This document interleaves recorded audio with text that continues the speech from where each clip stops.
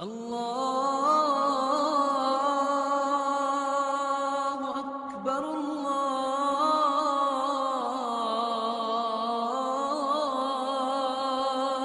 اکبر۔ رسول اکرم صلی اللہ علیہ وسلم کا فرمان ہے، جس کو عثمان رضی اللہ تعالیٰ عنہ کچھ یوں بیان کر رہے ہیں۔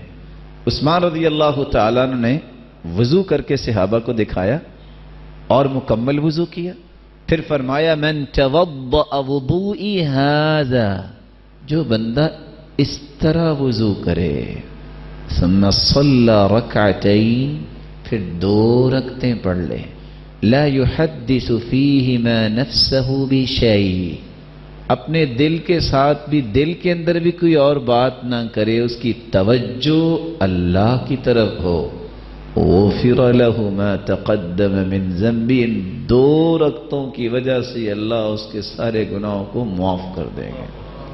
2 رکعتیں اچھا وضو کر کے، خوبصورت وضو کر کے، انسان دل لگا کے اللہ کی طرف توجہ کر کے پڑھتا ہے تو اللہ اس کے بھی گناہوں کو معاف کر دیتے ہیں۔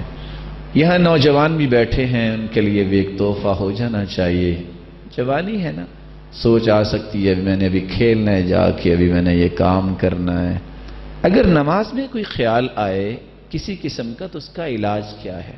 ابو وائل العاص رضی اللہ تعالی عنہ سے مروی ہے، اللہ کے رسول صلی اللہ علیہ وسلم سے پوچھا ان الشیطان یلبس علی قراءتی وصلاتی، اللہ کے رسول میں کیا کروں، شیطان میری نماز میں مجھے بھلا دیتا ہے، مجھے نہیں پتہ چلتا کتنی رکعتیں پڑھی ہے، یہ پتہ نہیں چلتا میں کیا پڑھ رہا ہوں۔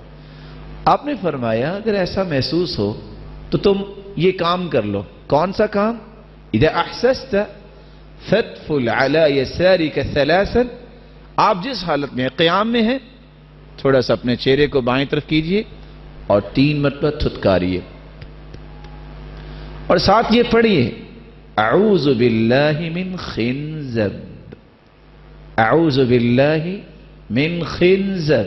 صحابی کہتے ہیں ففعلت ذلك فاذهبه اللہ عنی، میں نے ایسا ہی کیا پھر زندگی میں مجھے کبھی وسوسہ نہیں آیا۔